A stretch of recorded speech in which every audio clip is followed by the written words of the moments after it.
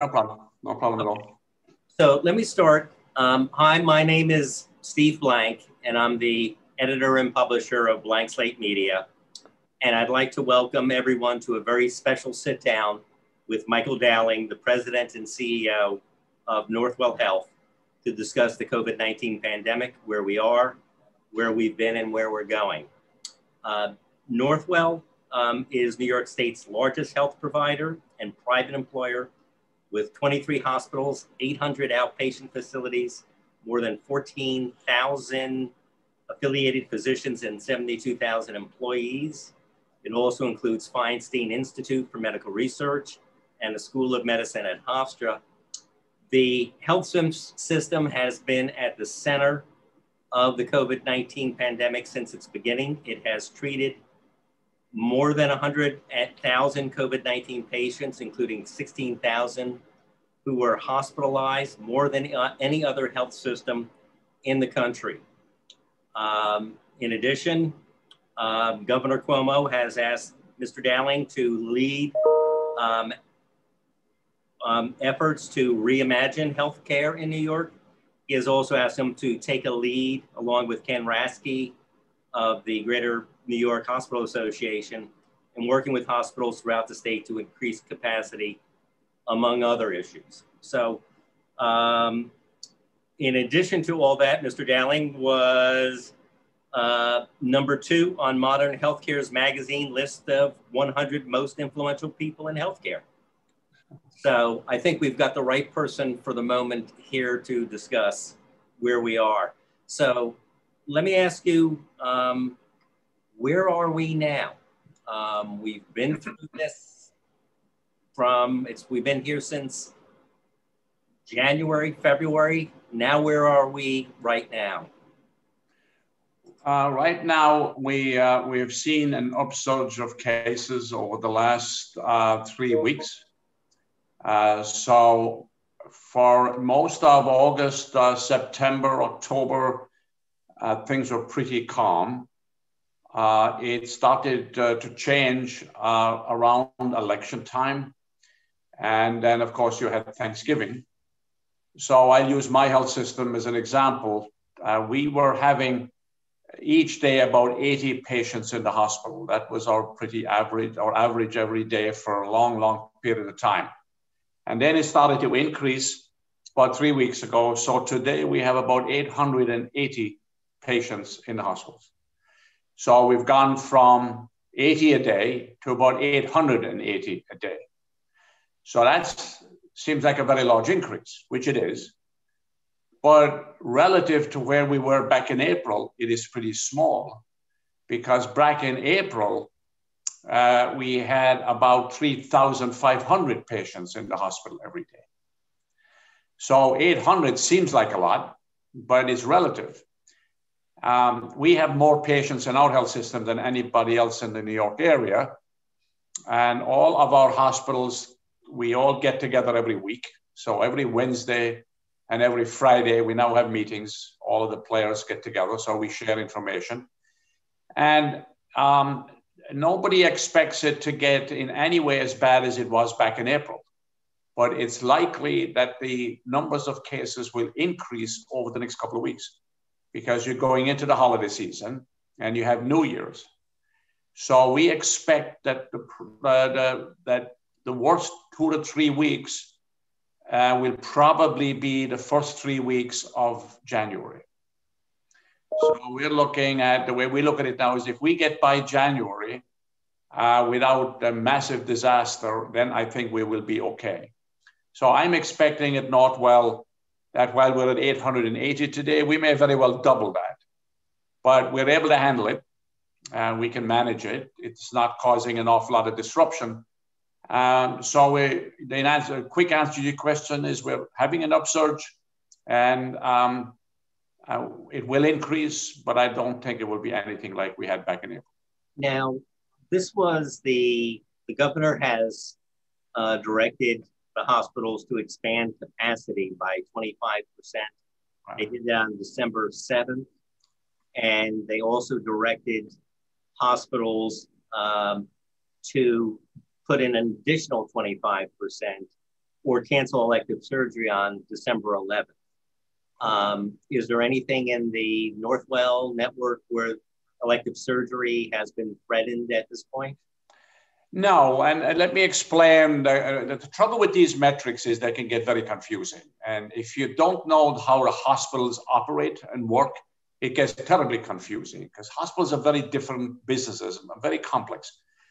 So most hospitals operate at about 90 to 95% capacity, most of the big places. Like, for example, Northwell today, and this may seem a little bit confusing now, I'm at about 100% capacity today.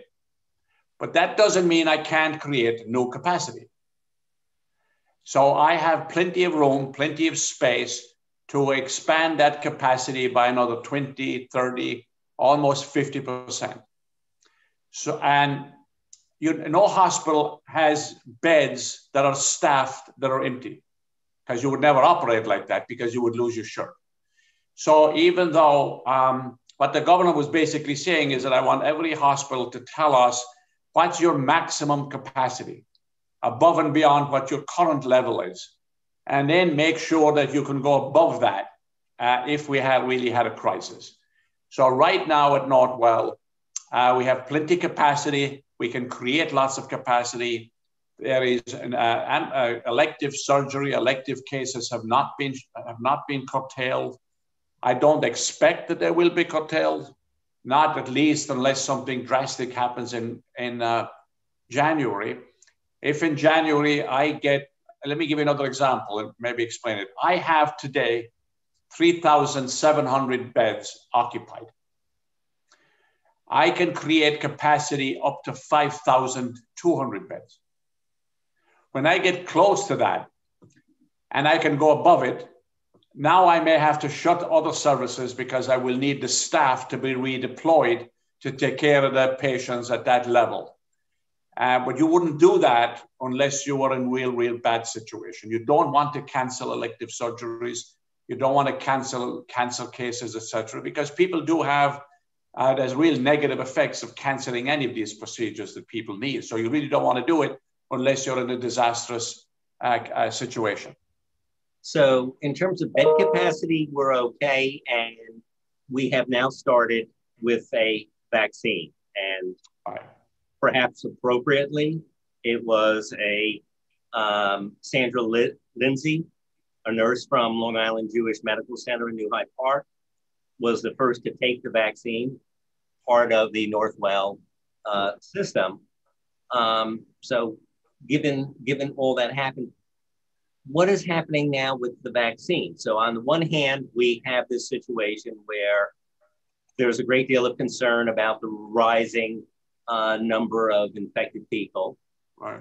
And at the same time, we have this great news that we have a vaccine that is being rolled out. So who's getting that now? And how is this going to play out as we go forward? Okay. Well, first of all, let me say that the process of rolling out the vaccine, it will be a 6 to 9 month time frame. This will all be sequenced over the next 6 to 9 months. So there's no quick fix here. And today we have 2 vaccines. We have the Pfizer vaccine, and about to be approved in the next couple of days is the Moderna vaccine. Now, there's a difference between them. The Pfizer vaccine, and I'll come back to the numbers in a minute. The Pfizer vaccine is more complicated because it has to be stored in temperatures minus 70 degrees centigrade. So I had to purchase about 38 freezers to be able to store the vaccine at those temperatures. Now, when you take it out of the trays, it's packed in ice and everything. When you take it out of the trays, it lasts 6 hours.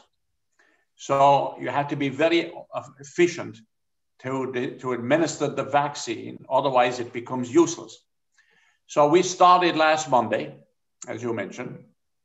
The first staff to get the vaccine will be emergency room staff and intensive care staff. Those are being vaccinated now. That will take the next, let's say, 2 weeks. And then over the next couple of weeks after that, we'll be vaccinating all of the other healthcare staff. And at the same time that this is happening, beginning in the next couple of days, nursing home patients will be vaccinated. And that's being done by CVS and by Walgreens. And they're using the Moderna vaccine. The Moderna vaccine can be stored at close to room temperature. That makes it easier. Now, both vaccines require you to get 2 doses. So if I give you a shot today, you have to come back in 3 weeks to get the second dose. And the vaccine doesn't become completely effective until a week or so after you get the second dose. So this is what's complicated. Now, after healthcare workers and nursing home workers get the vaccine, then it will go to high-risk individuals and other essential workers like police, firemen, transportation people, etc., which is a very, very large group, and high-risk individuals. Before the general so-called healthy public gets to get the vaccine, will probably be June, July. And let me just complicate it a little bit more. There are 2 other vaccines in the process of getting approved. One of them is AstraZeneca, and the other one is Johnson & Johnson. Now, the Johnson & Johnson vaccine holds an awful lot of promise because it only requires you to get 1 dose of the vaccine. You don't need 2. So my guess is that when the Johnson & Johnson vaccine, if it gets approved, which we believe so, and it is made available, that will be the vaccine that most people we will be using because it won't require you to come back to get a second dose. You get it once and you're finished. But this whole process now is going to take, it's good news, it's fantastic news, but it's going to take many months to roll out. So when the governor has been talking about you need 75 to 85% of the public to have the vaccine, have been vaccinated, to have that herd. Right, herd immunity, yeah. Immunity. So what does that mean then? If we're talking 6 to 9 months, what does it mean then to activities, sporting events? Well, I think during that period of time, a couple of things have to happen. One is, let me say a couple of things. One is that everybody should still practice wearing the mask, social distancing, and not getting in small groups. That won't change. That won't change for quite a number of months.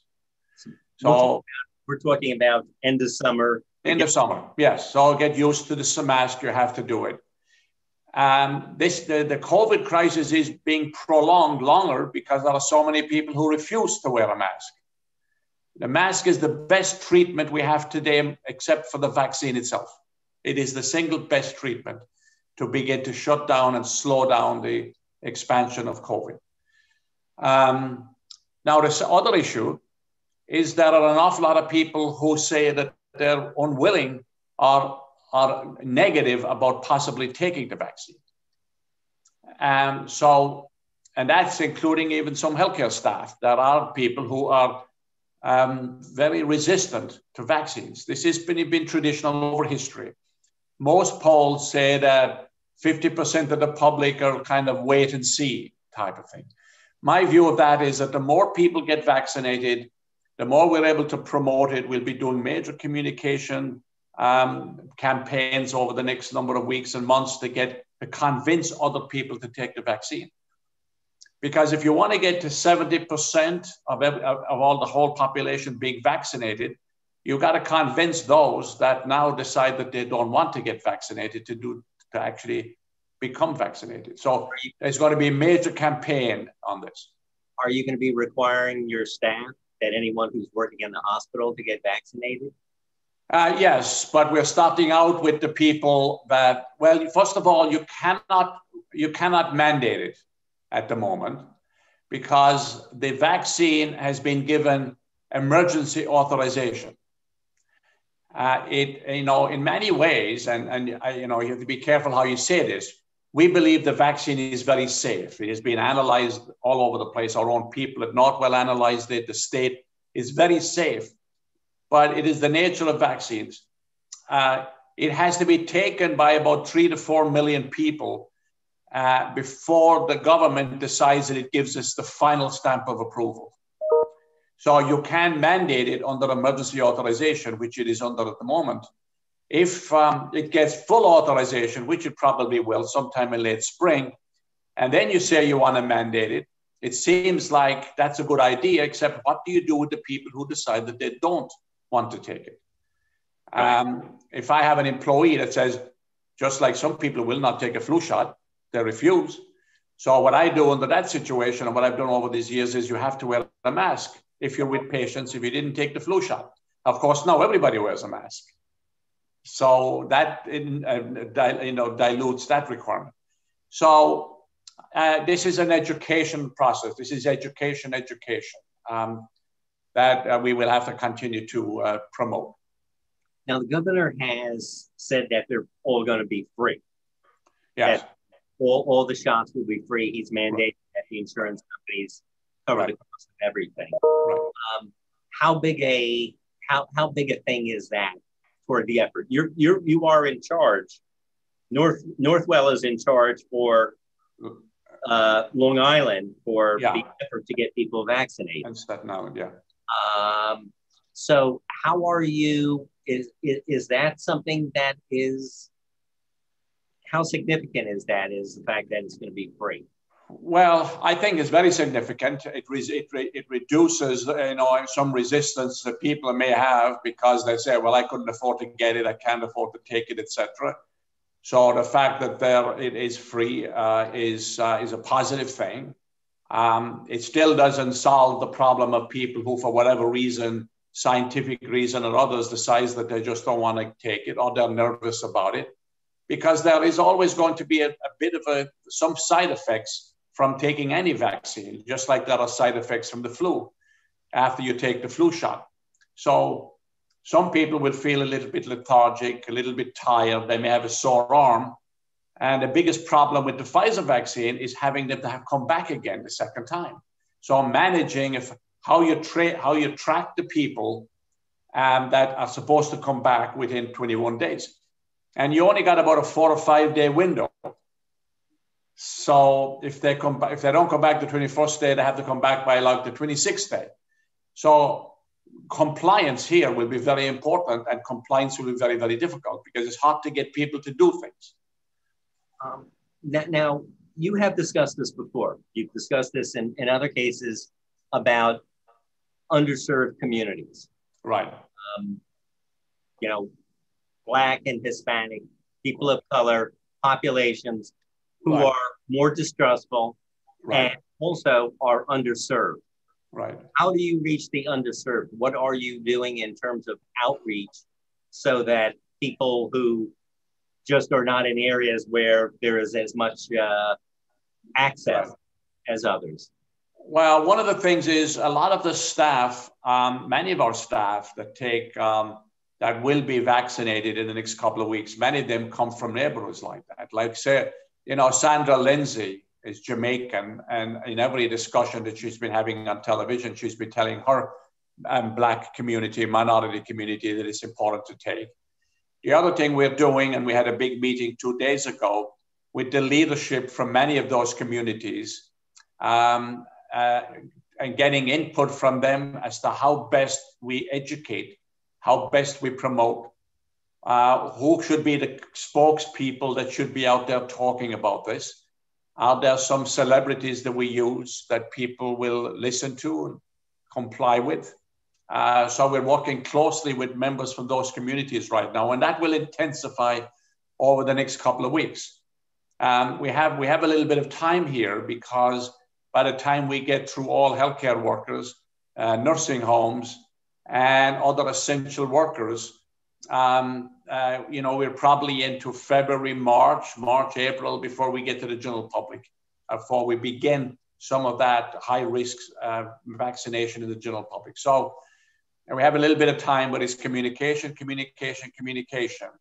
using as many avenues as we possibly can, and talking to the leadership in those communities to get their input, which we're now doing, as to how best to proceed. So at what point? So we're looking at perhaps late summer. So how important is it to hit that 75 to 85%? If we don't hit that, does that mean that there's certain activities that we cannot do? Let's say high school sports, is that dependent on us getting to that herd immunity level? Sporting events where we can attend publicly, is that going to be, do we have to reach that threshold? I don't necessarily think you have to automatically reach that threshold. I mean, that's a debate that's going on among the clinical people right now. But most major events where people have to congregate in large, circumstances, those will be restricted for quite a period of time. I know, for example, that the hockey season, they're now talking about how to get the hockey season up and running in January. Now, maybe they will, and maybe they'll do it like they did hockey back in the spring, where they will play hockey, but there's no spectators, right? And where there is continuing testing, etc. So there will be a lot of restrictions for quite a while. And I personally think you'll be to the end of the summer before we can actually feel a little bit free that we can, under normal circumstances, be more flexible in opening up for large gatherings, sports events, etc. So I think there can always be exceptions on this depending on the circumstance. But I think for the next 6 to 7, 8, 9 months, we have to be very, very careful. Are you going to recommend that, against gatherings and high school sports and things like that until we reach that point where a sufficient number of people are vaccinated? I would say that this gets reviewed constantly by the clinical leadership, by Fauci and by our own staff and others. We go through this all the time, and of course things can be modified. But I do think that there will be a restriction on most of those for quite a period of time. And it may not be that you get to 70%. That if you get to 70%, you need that close to that for herd immunity. But the biggest task to me will be convincing people to get vaccinated. That'll be the biggest task. And I think if we have to delay sports events and other large gatherings for a couple of more months, I think that's just the choice we will have to make. So this becomes a motivation, in effect, and kind of a peer pressure is for everyone to get vaccinated. So if you don't have enough people vaccinated, you're not going to get back to what is relatively normal. And also, it's an incentive for people to wear the masks. Like I can tell you, where we have seen the biggest increase in hospitalizations over the last month, you can actually identify where our biggest problem have been in geographies where people fail to and refuse to wear masks. So, some of our geographies, people were totally resistant to wearing a mask, and all of a sudden the hospitalizations go through the roof. And, you still have people out. I find it pretty ridiculous. You still have people out there saying the COVID isn't that serious.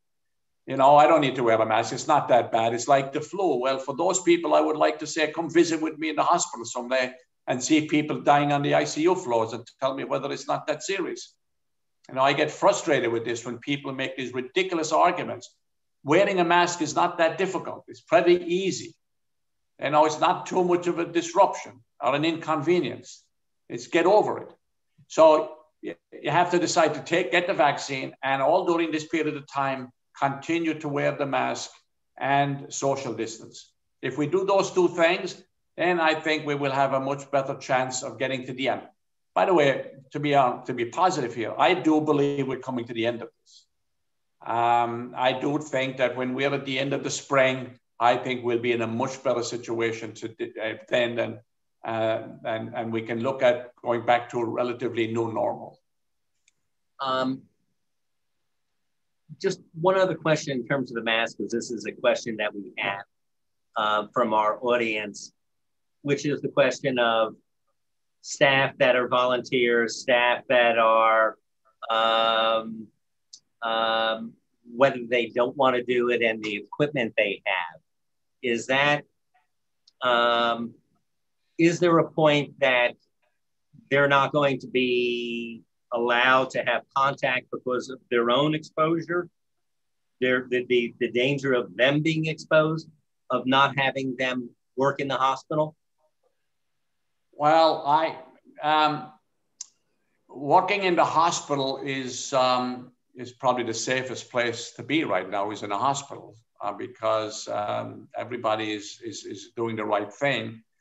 We do test every employee who comes into the hospital. We check temperature, and we check to see whether there is any signs of ill health of any kind or another. If we know that an employee has been in contact or close contact with anybody that might have a risk of having COVID or have COVID, they have to be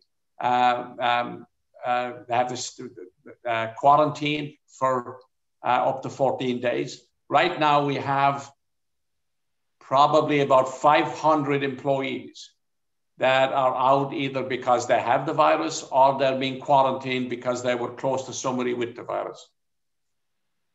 So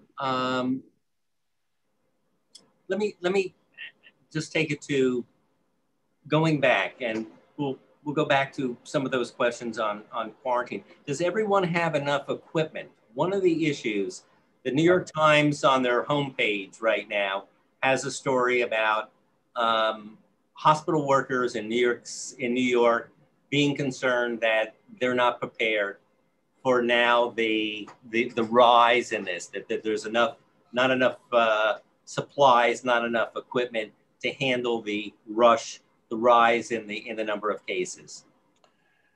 Right now, I would say overall that there are enough supplies to be able to accommodate what we expect to happen. At Northwell, I can tell you that we have no problem at all. We never ran out of supplies, whether it was masks, gowns, etc. We have plenty of masks. We have a major distribution center. We have millions and millions and millions of masks and gowns and shields, etc. So right now, I don't see that there is any shortage at all. Now, all of us, all the time, are trying to continue to purchase more. Every place we find that we can purchase, we purchase. But we do not have an issue with regard to that. Definitely not at Northwell, and with the other large health systems that I'm aware of and that I deal with all the time, I do not see that as a problem. And there were problems back in April. In some places, there were problems back in April, and therefore many staff are still a little leery because of the problems that occurred in April. But we've learned an awful lot since, and the governor has required us to have a certain amount of masks. We have to have 90 days of this and 90 days of that, and we all meet that criteria right now. One question that a lot of people have is, you get vaccinated. Right. How long does the vaccine last? Do we have any idea of how long that lasts? Is this going to be an annual thing like the flu? There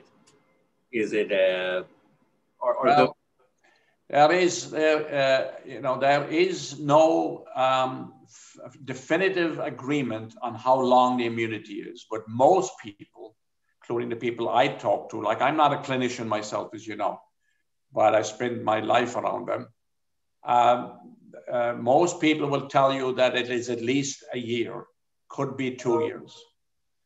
But it is quite conceivable that it may be required, and I'm not saying it is, that decision has not been made, that this become a vaccine that we take yearly. That is a possibility. We don't know yet how long the immunity is. Remember, we're still in a trial period with the vaccine. Right. So But it is definitely the best information I have is it definitely at least a year. Now, you wrote a book.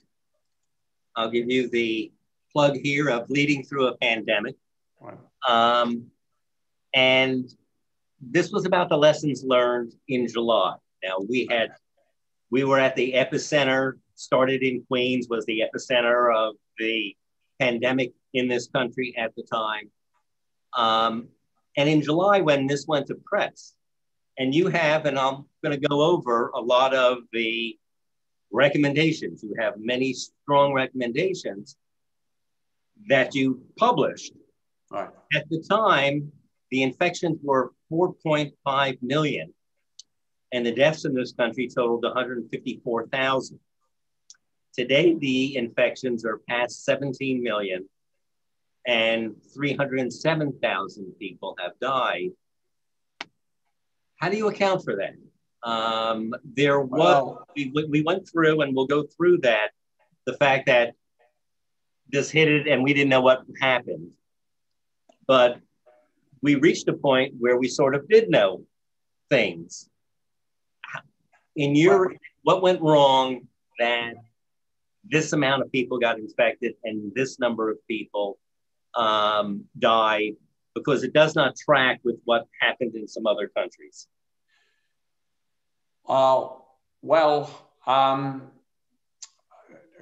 It's one thing to know something, and it's the other thing to actually do something about it. Remember, way back, we were at the epicenter in New York. The rest of the country was looking at New York and basically saying, well, that happens in New York, it won't happen here. So a lot of places around the country decided, well, it's a New York phenomenon, it won't travel. They didn't understand the nature of pandemics. So many states, including even many health systems around the country, decided to sit back and not get prepared. And I don't want to get political here, but when you have a political leadership in the country that tries to deny that it exists, ignores it, decides not even to develop any unity of purpose to deal with it, decides then to talk about wearing a mask is a stupid thing and nobody should wear a mask and I'm not going to wear a mask. And you know, it's hard not to get a little bit political, but to hold gatherings all over the country where you bring thousands and thousands of people together in one location, not wearing a mask. You had the humongous, you know, what's the name of that place where they hold the bikers rally in South Dakota? Right? 400,000 bikers. Sturgis. Came in one place, didn't wear masks, and then when it was all over, took their bikes and moved across the country, transmitting stuff. So when I remember we would sit in New York thinking, what is the matter with with many other parts of the country when they are deciding that, you know, this probably is not something we've got to take that seriously. And that was a reason we weren't prepared. Many of the places were not prepared. We were not prepared initially for the thing. But I hope that we learn a lesson here that when you have a crisis like this, that you actually have to have a unity of purpose nationally with national leadership to say we're in a major issue, we have to deal with it. And that was not the case.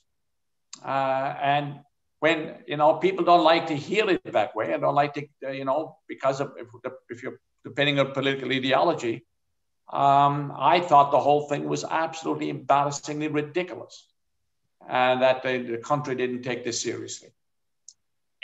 But in this case, people do stupid things all the time, but it's rarely is it this costly in terms of life and health.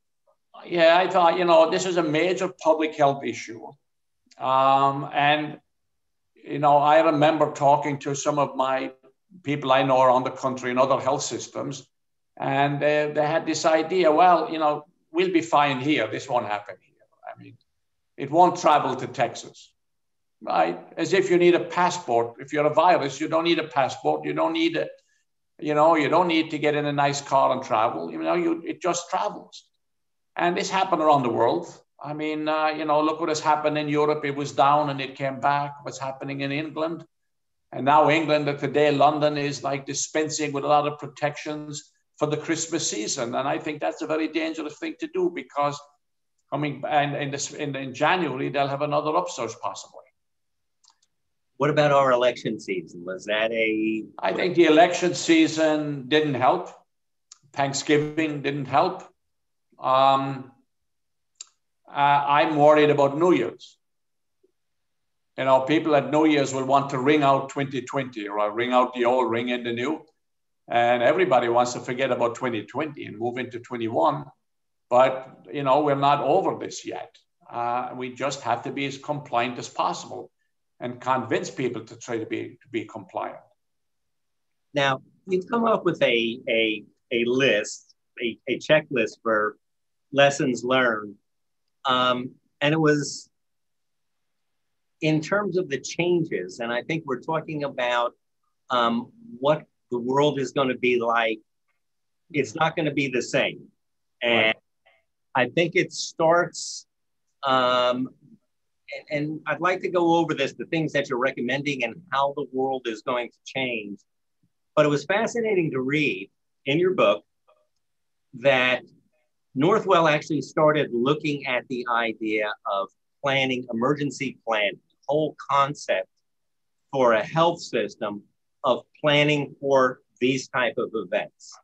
And in fact, the thing that was striking is that it was kicked off by one of your staffers being at a session with FBI Special Agent John O'Neill, who was the head of Joint Terrorism, who was raising the alarms of terrorist activity in this country.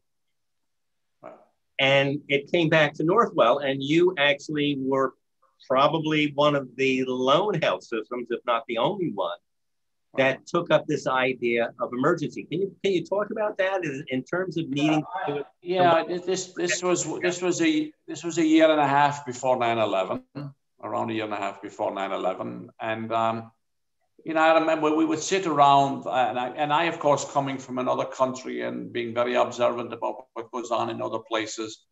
I was always a little concerned about the fact that we're right next to Kennedy Airport, Newark Airport, LaGuardia Airport. That in New York, there's no way that New York is going to avoid having a crisis at some point. I always believed that. So we held a meeting, and it was very interesting. The title of the meeting that we held a year prior to 9/11 was Weapons of Mass Destruction. I remember it if it was yesterday. I invited lots of people from the region to come. Most didn't. Everybody thought this is crazy. But we had a packed house, mostly from Northwell people back then. It was North Shore, LIJ. And we had lots of speakers.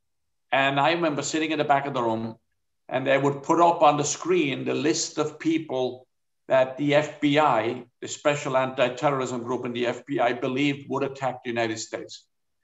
And at one point, John O'Neill, who actually wasn't at the meeting because he was asked to go overseas, but one of his lieutenants came, and then he put up the biggest picture I've ever seen in a big screen of Osama bin Laden. And I'll never forget this. He said, "This is the person that will hit the United States." So we decided then that we wanted to put together an emergency management infrastructure. What would happen? This idea that bad things will happen. So how could we organize ourselves based on the assumption that bad things will happen? What would be? And we looked at what the military does and what others do, and we put together an infrastructure. We hired very good people, and we put a planning process in place. And in every year since, we have expanded it and improved it. So we've had this very sophisticated disaster management infrastructure at Northwell, led by real experts. And we've had to use it during Hurricane Irene, Hurricane Sandy. We used it during H1N1, etc. Let me go back to John O'Neill. He eventually left the FBI. And guess what happened? He was in the World Trade Center on 9/11 and he died. So like the circle of life, I suppose. But it's because, so we have been developing that infrastructure for a long time. So this year, we pulled our teams together in January because we were observing what was going on in Wuhan and in Italy.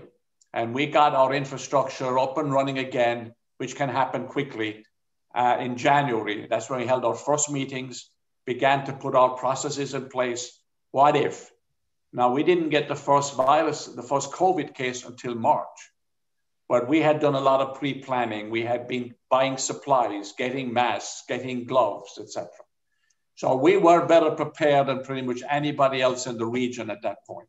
Now, in your book, I'm reading about that you have a surveillance team right. that saw the development of the virus in Wuhan, China in January, that you began putting things together. You were also talking to the doctors in Italy. Right. You didn't mention what you were hearing from the federal government. Nothing. So you were relying on your own people to ferret out information in China and Italy about this virus. Right. And we know in February that President Trump, he told Bob Woodward that he knew that there was airborne virus, right, and that it was deadly and 5 times more. You did not get anything from the federal government? We did not get anything from the federal government at that point. And all through the thing, we didn't get a heck of a lot from the federal government. The state began to take a lot more action at the beginning of March, but there wasn't much help from the federal government at all. Now, Dr. Fauci was making some comments. I forget the dates, etc. He was talking about it a little bit, but the practical issues from the federal government back at that point was almost negligible. That's kind of remarkable. I guess you touched on New York. Now, New York, in terms of why it got hit. For a while, New York was criticized. Governor Cuomo was being criticized by President Trump as President Trump says, if it wasn't for the blue states, right, it wouldn't be really a big problem. Sure. Well, that didn't prove to be right over time. Yeah. So I guess you touched it as why New York. So you didn't know anything about it. So here is something that got hit. And I guess here's the question, the reaction. So you're learning about this. The federal government is not telling you about it. When does this start? I think in your book, you mentioned that your emergency team was scheduled to have its first meeting. Right. And then you had to postpone it and change things because of the number of people that got infected. Right. Well,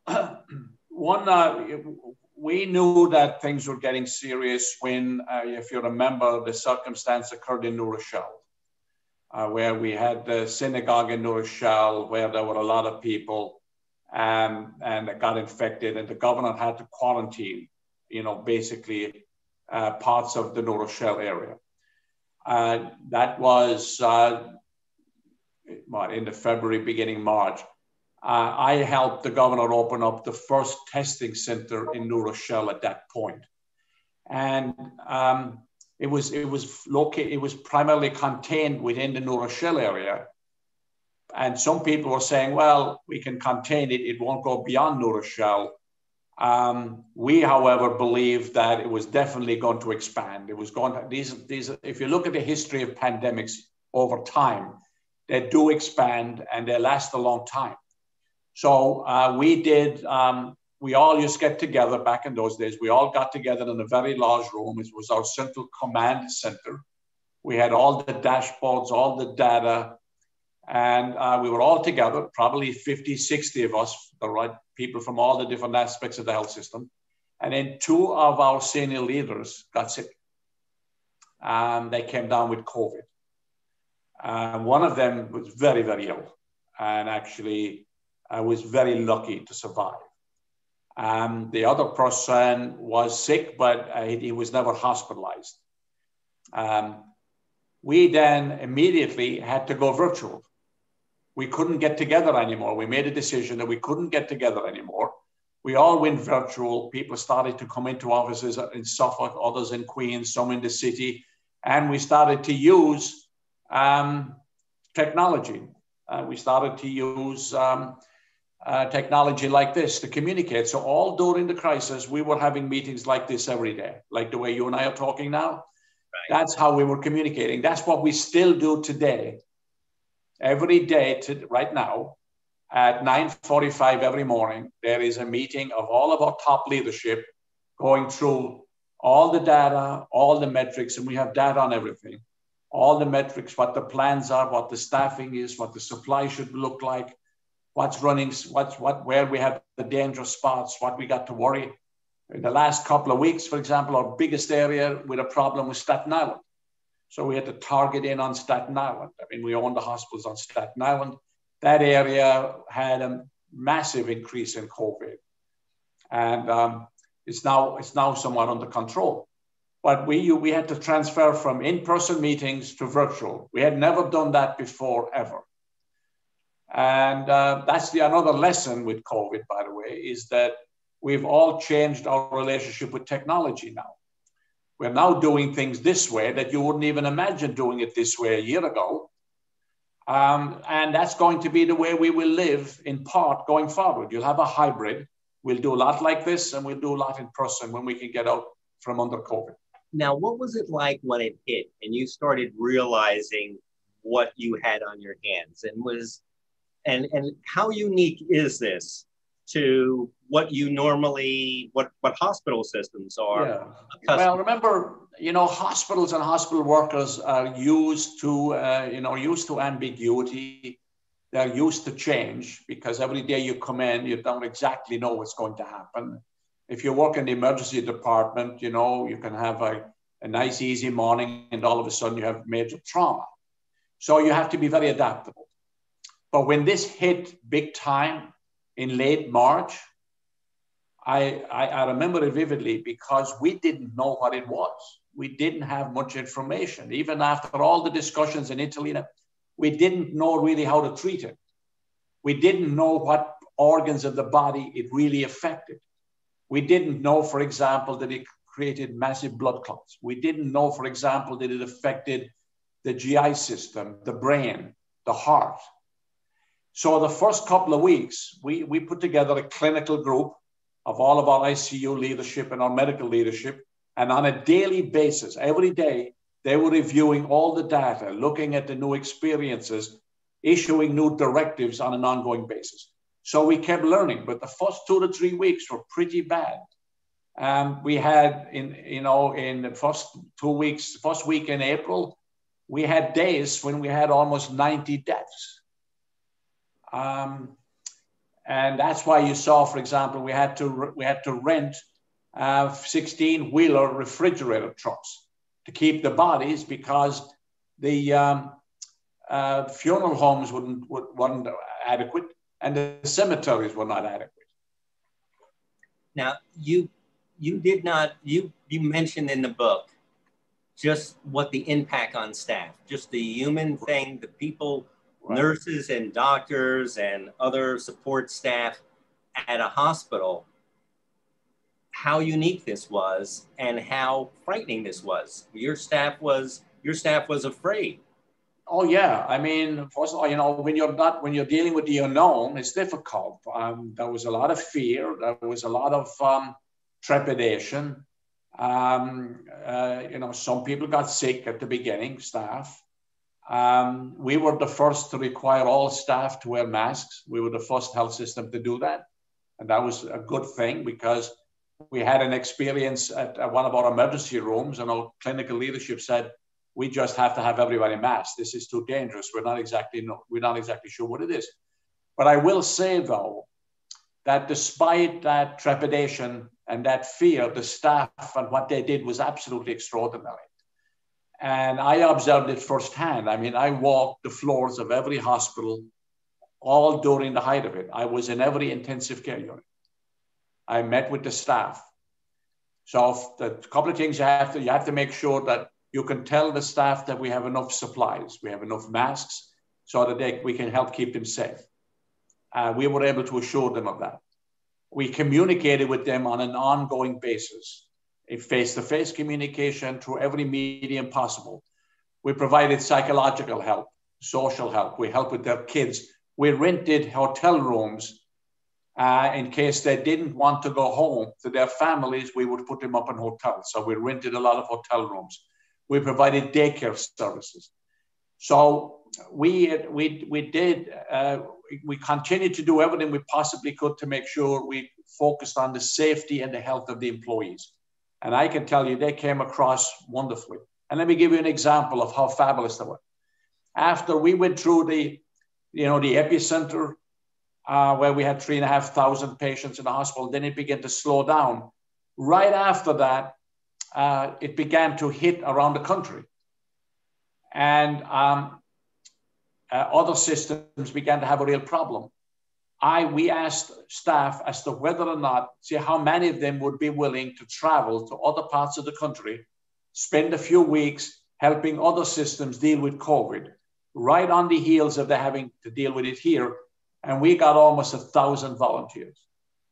We sent staff to Texas, to Savannah, Georgia, to Intermountain in Utah.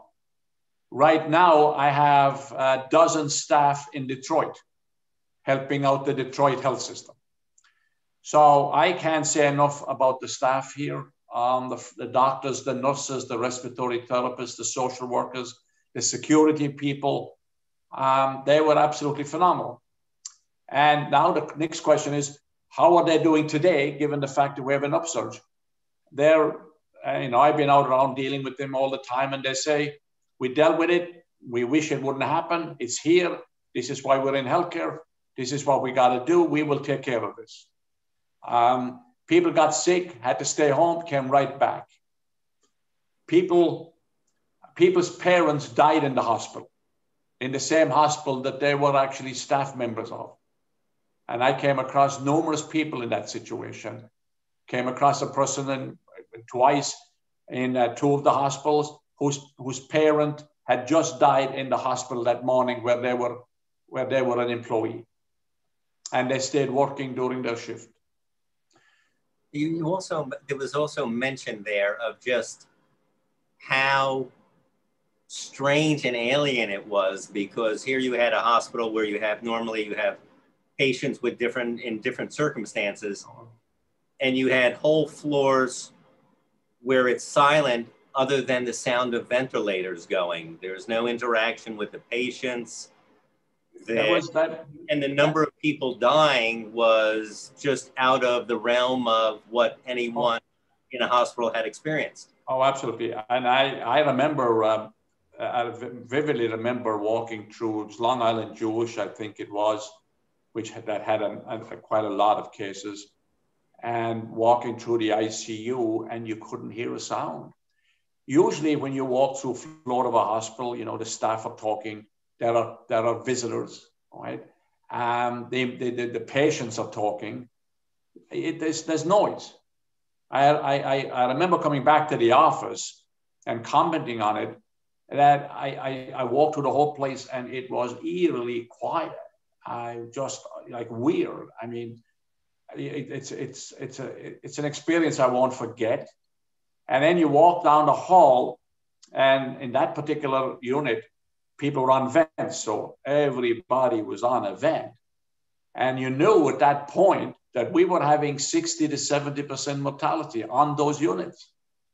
So you're looking at 10 people, and you walk by, and there's no visitors, and nobody could be in the room. The nurses would go in and out, and they're all trached, etc., and they're all intubated. And you knew that if there were 10 of them, maybe 3 or 4 would survive. You don't experience that often. Now, over time, as we got better into treatment protocols, and we learned it just like everybody else, they got much better. So today, for example, the mortality today is much, much, much lower. Fewer people today on vents than were on vents back in April. Fewer people in the ICU today.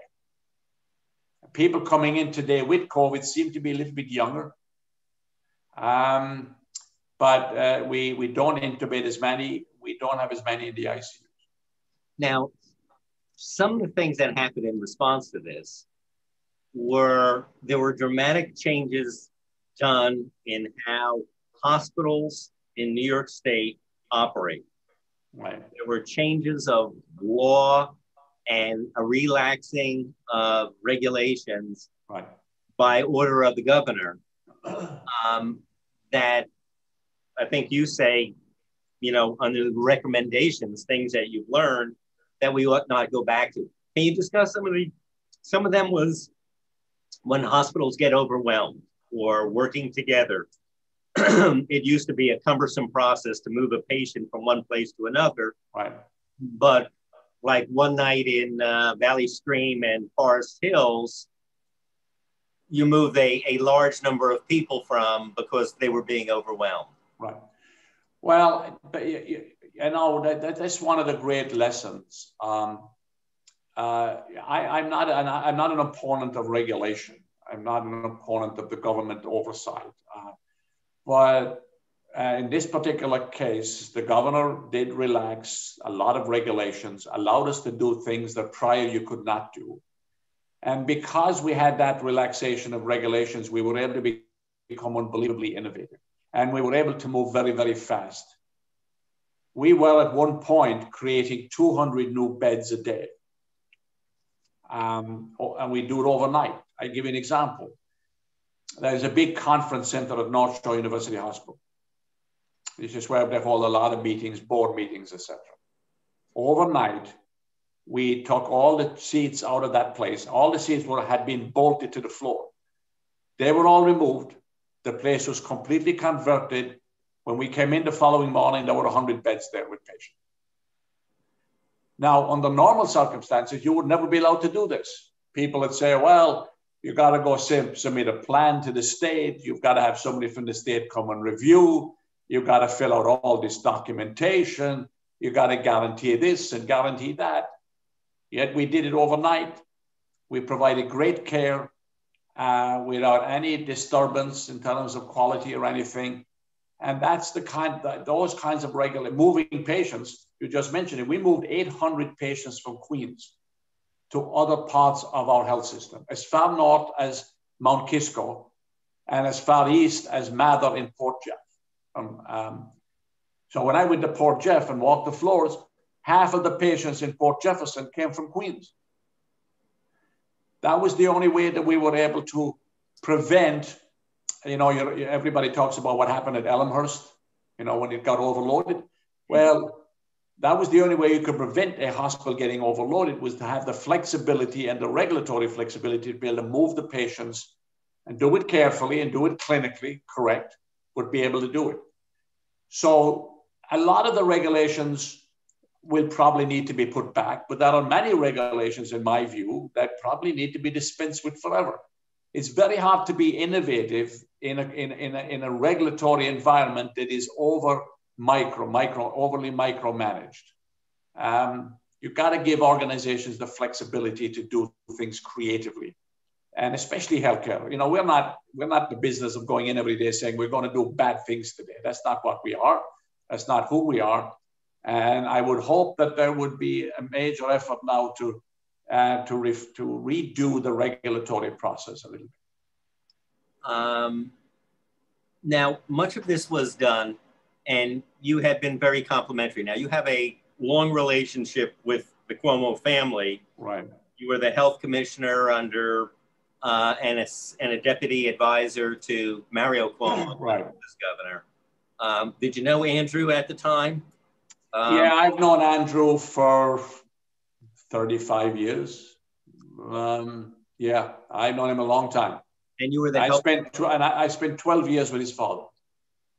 Okay, so you had a relationship. So was that helpful in terms of you persuading the governor to take steps and basically loosen these things in response to the... there are a number of people at Northwell in management who actually work for the state of New York. Yeah, a number of people I brought in. A number of people that worked for us were people who used to work for me in Albany in the old days. So was that helpful in terms of responding to the pandemic? Is the fact that there was yes, it was very helpful. But I have to be, to say this, that the governor was very proactive here. I mean, he was involved right from day one. The governor gets very involved. I mean, he's on top of things every day, and I know it very well. Was it helpful that I have a relationship with him, that I could talk to him, that he could call me, I could call him, we could talk about things? Absolutely. That still goes on. So relationships are important in any circumstance. Having a trusting relationship with somebody and a frank relationship where you can exchange ideas is always great. It makes life so much easier. But he was a real quarterback here. I remember the day that he asked me to pull together with Ken Rasky all the hospitals in the state, and he gets on the phone and he says, "By this time tomorrow, I want the following done." And, I don't know if you know the governor. I mean, he wants things done well. He wants them done now. He doesn't want to wait till next week. He is a little impatient about delay. And he's, even this past week, he was on the phone with me and most of the other hospitals in the state earlier this week. So every day he's constantly involved because he wants to make sure the economy opens up, but he also wants to make sure that we get over the COVID crisis so that we can go back to relative normality. And he knows that the best way to get the economy back up and running is to get the COVID issue under control and not have an upset. He's concerned about the holiday season coming up. Rightly so. And that's just why we're now developing these plans and making sure that we have everything in order in case we have a big spike at the beginning of January. Now, the governor, and you're very complimentary about his relying on us, following the science, right, pursuing this. But one area where there's been criticism, or there's been a lot of criticism, is the nursing homes. Right. There were so many people early on who right. died in nursing homes. Right. What happened there? Is that legitimate? Were people sent into the hospital, to the nursing homes, who were sick, who shouldn't have? Were they not properly prepared? Well, remember that if you look at every country and every state, the largest portion of people that got into difficulty and died were people in long-term care facilities. I mean, I think in Canada, when you look at Canada, England, every place. So they're a very vulnerable group of people. And were all the nursing homes prepared and well prepared? No. Should they have? So many of them have done a lot better? Absolutely, yes. They increase, and this is a big debate that's going on, and it's very political.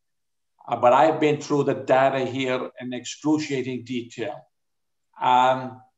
The bulk of the deaths that occurred in nursing homes did not result from hospitals sending patients back to nursing homes. That is not the case.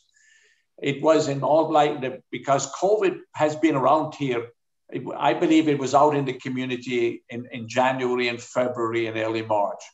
So I believe that it was community originated in the community and primarily brought into the nursing homes with, not that anybody knew it at the time, by staff who worked in the nursing homes. That was the primary reason that it got as bad as it got. Not because we sent all these people back into nursing. That didn't happen. That was not the reason. Okay. And that debate will go on forever. And I think that those who want to make an issue of it will use that argument. It just doesn't stand up under analysis. in terms of lessons learned, you have you have laid out a blueprint of things. You've mentioned planning ahead, emergency management culture that should exist at, I guess, every hospital, you think? And I think, well, not just every hospital. I think that every organization, hospital or not, should have an emergency management culture and a culture of preparedness. So whether you're a retail store, whether you're a food store, whether you're a law firm, you should ask yourself the question, what am I prepared for a circumstance when bad things are going to occur? Do I have the right tools, the right people, the right process? Do I have a structure in place? Can it go into effect right away? Obviously, it's crucial in every hospital and every health system. So I think now, and by the way, for the United States as a country, we were not well prepared for a pandemic. You know, when you had to rely primarily on China and Wuhan in China for most of your supplies, that is in itself is a disaster. And it's not that people didn't know that we needed to get prepared. That debate has been going on for a while. We just were not. So now I think is an opportunity, and not to be forgotten, that the United States needs to get better prepared. Its stockpiles need to be up to date. It needs to do domestic manufacturing of supplies. And every organization have to have an infrastructure. We are very fortunate. We have a very competent one that can be put into effect instantaneously. And we're willing to advise other organizations as to how to do it, because we've been through it numerous times. And we constantly perfect it. Nothing works perfectly all the time. You've got to constantly improve and improve. But yes, that would be a key lesson from this.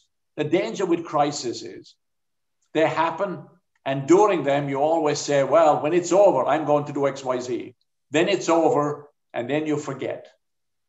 You move on. We have to take a period here after the crisis is over to say, this is a period when we're not forgetting. We got to rebuild, rethink, reimagine how it is we're going to be prepared best the next time.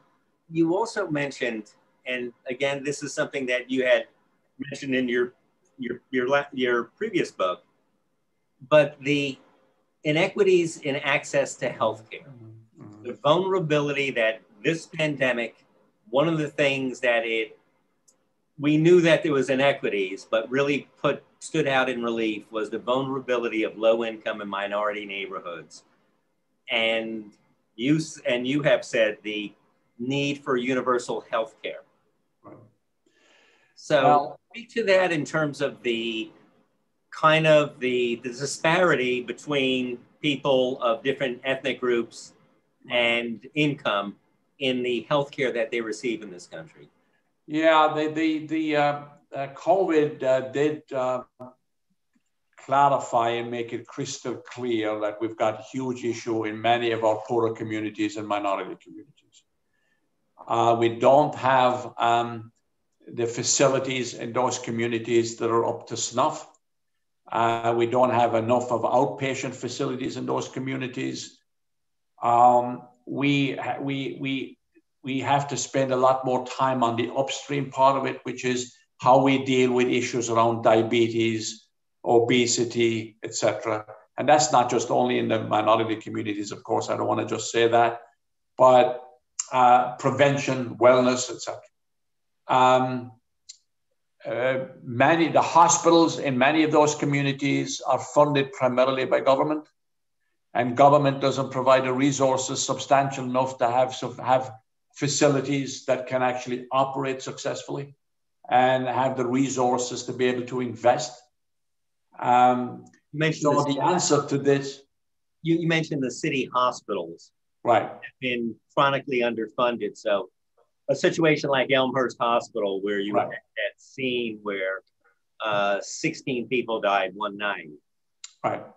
Well, Elmhurst, and I'm in constant contact now with the city and with the person who runs health and hospitals. And the health and hospitals, they do a lot of good things. And Elmhurst was a problem, obviously, everybody knows. That was the first hospital that got hit hard. And so you can argue, like, should they have been a little bit more prepared? Should they have what we call load balanced, take some of the patients from Elmhurst and move them to one of their other hospitals to reduce the load on the hospital? That probably should have happened, and it didn't. But the broader issue of how we handle the inequities means that there has to be a much greater focus now by everybody on how it is we provide resources and help in those communities. We at Northwell, we've identified 11 of those communities. We are now working very closely with the leadership in those communities and with other members in those communities to work with them to figure out what should we do in each place to improve the health status of the people there. That's going to be a long-term project for us, but it also requires us to, and it requires the government to be more focused on this. It requires other businesses. You know, employment is the greatest health medicine you can have. If you have a lot of unemployment, the best thing to do is be able to provide job opportunities. We've got to do something with the youth in that in those communities. So we're working very deliberately on that right now. It's a big issue, complicated issue, no easy answers, but we're unbelievably focused on it. I have to be going forward. Now, right now you have a situation where we don't know what's going to happen out of Congress in terms of helping. The state has a $15 billion deficit.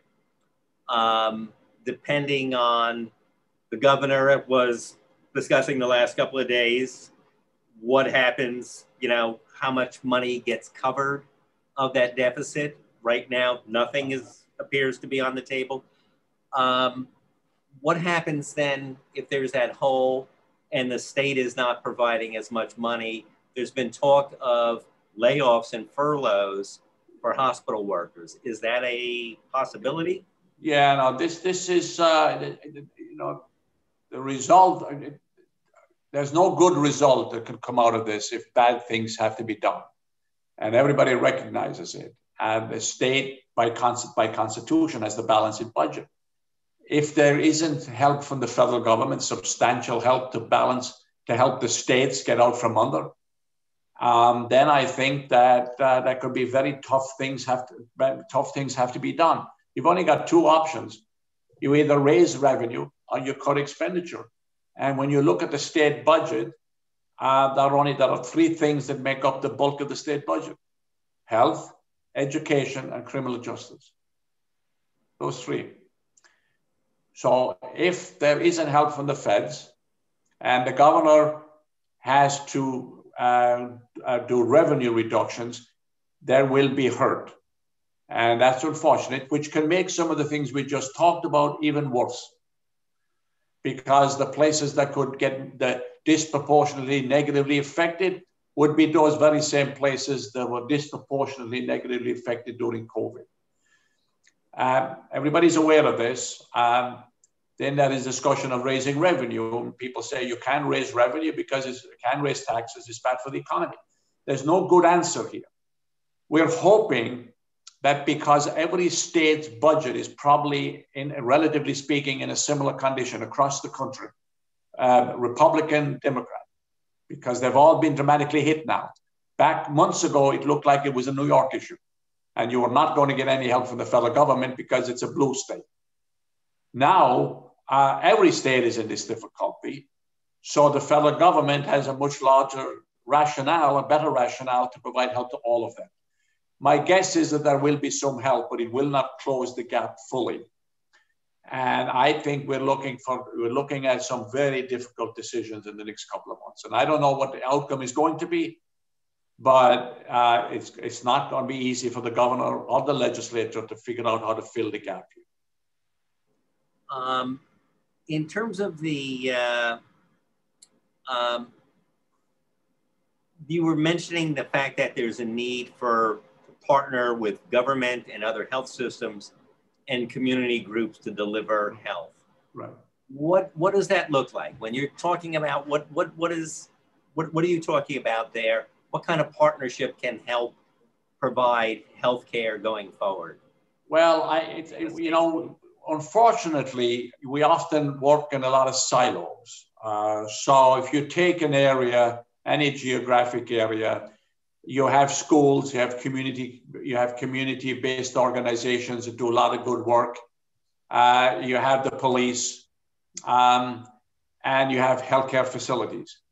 And I'm trying to work on this right now. We have to develop these local coalitions. So we say, put aside our individual,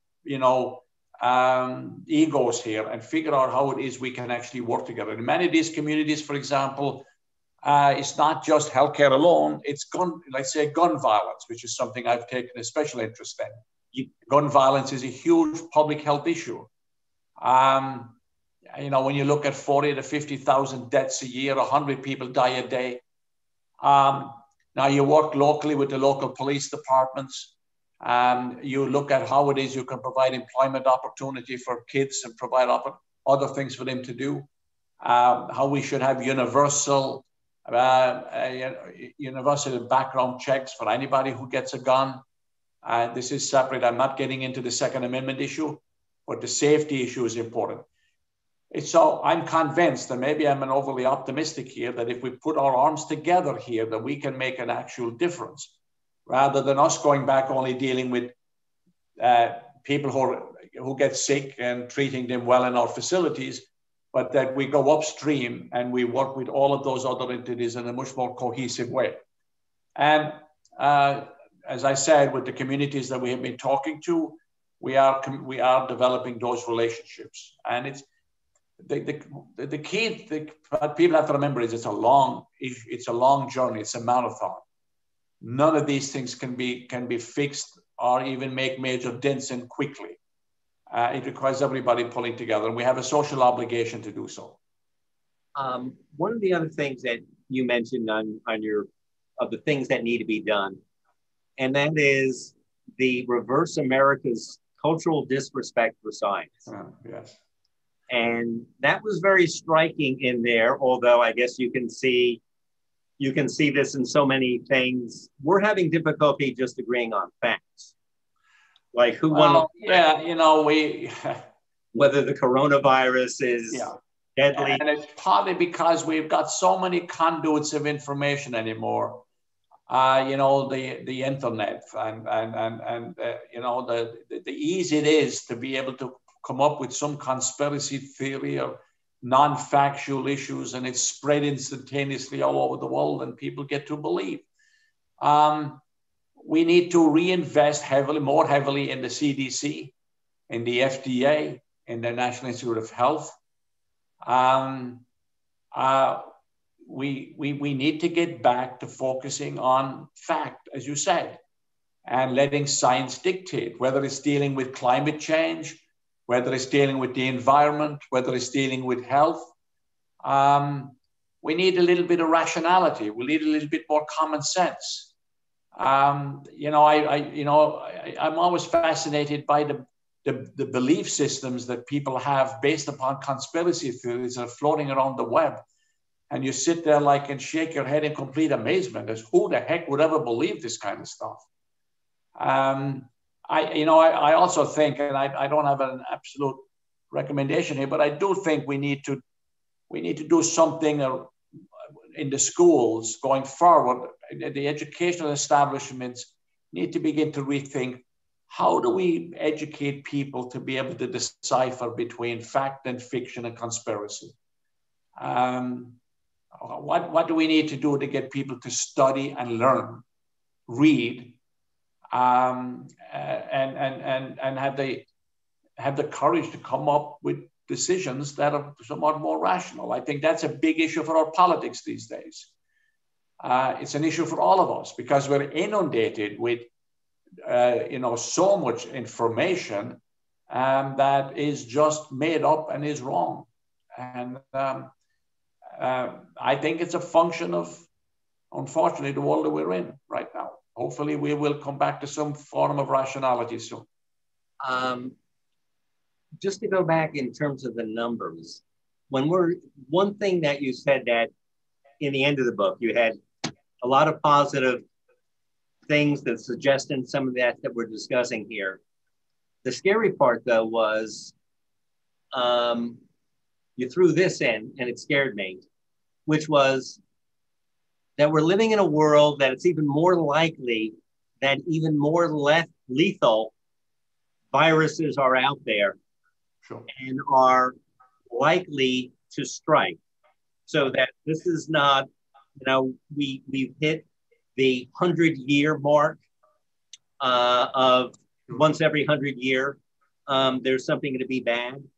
But I think it was like with climate change, and the governor had said, we get the 100-year storm every other year these days. Right. What is the future like in terms of what do you see going forward? Are we facing this?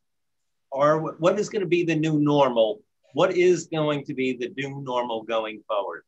Oh, I think going forward, I think there's a lot of reason to be quite positive about what is going to happen in the near future. I think the COVID crisis has changed our perspective.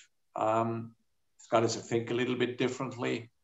I do think the economy will bounce back. I think that hopefully we will learn to build a better sense of community, that we will unify as a people, that we become a little bit less partisan, I'm hoping over time. But we at the same time have to continually get more and more prepared for the inevitability that there will be other crises like this. This goes back to the culture of preparedness I mentioned earlier. The world population is expanding. We're encroaching more and more on animal civilization, if you want, into forests and uninhabited areas. And it's inevitable that when you do that, you're going to have and come across other instances of disease and viruses that we don't and will not necessarily know how to deal with. I would hope that, one of the things that I would do if I were to talk to Joe Biden today, I would say, get together globally with the other major countries and have a dedicated focus on how do we build a surveillance system to have early identification for new situations like this one that could be arising out there in the globe. And then how do we together figure out how we communicate and respond to it? And that to me should be a major, major priority. I think times will be good. I'm not a pessimist, I'm an optimist. I think times will be good. But it's like everything, it's like in your own family life. Everything is going great, but if you are rational about dealing with reality, you're always planning for the day that may not be so good. You're putting together a savings account. You're planning for your kids' future. You're worried about what happens when I retire. Even though during the day you're having a great time, you go home, you say, okay, what happens if? What happens if my parents get very, very ill? How do I deal with it? Now, extrapolate that to the country. What happens if? And how do we globally get prepared within a global world? And one of the things that I find absolutely ridiculous these days is that we're trying to separate and disconnect from an interconnected world. That's what we've been trying to do for the last 4 or 5 years. You can't disconnect from an interconnected world. We're all part of one community. What happens in Israel affects Ireland. What happens in Ireland affects Israel. What happens in Australia affects us. We know, for example, that we don't have much of a flu season this time because we watched what was happening in the Southern Hemisphere and there was hardly any flu. Oh, by the way, we've had hardly any flu this year, which is remarkable. And I know, for example, next year, if there is a flu season, people will start wearing masks pretty automatically to curtail that. So here, I think it is looking forward and saying, let's get prepared for the inevitability of bad things occurring. And so that we have a preventive strategy in place, just like we do in our own lives, in our own families for the most part. That's, I believe, what government should be doing. But I think if we think that way, I think the future is going to be very, very positive. Okay, well, I want to thank you for taking this time out from what is a very, very busy schedule. We know. We see you everywhere there. I guess the whole country got to see at least part of you as in the photograph of the scene where the first vaccine was given. So I'd like to thank Michael Dowling for this very informative discussion and this generous use of his time. I'd like to thank everyone who attended. And I would also like to thank Northwell Health for sponsoring this evening's discussion and others that Blank Slate Media does, that holds. For those who were unable to watch today or want to see it again, a recording of this discussion will be found on Blank Slate Media's website, our Facebook page, our YouTube channel. You'll be able to link to it from our website directly or go there. A story about this evening's event will also appear. We've had Rose Weldon, who's on one of our reporters, was covering this and handling the technical things. She's seen her publisher handle technical things before and wisely decided to take responsibility. So her story will appear in our papers. And I hope all of you will join us on Thursday, January 14th, when I sit down with an expert panel to discuss, this was a very good lead-in, disinformation, fake news, and social media, of what the sources of misinformation and the difficulty to get people to accept facts, even when they're presented to them. So again, I want to thank Mr. Dowling for taking the time and for having this very, very informative discussion about no better topic, and also to thank him and his staff for the tremendous work that they've put in and the effort to keep us safer. So thank you very much. Thank you so much. Appreciate it. Thank you. You're very welcome. Good evening, everybody. Stay safe.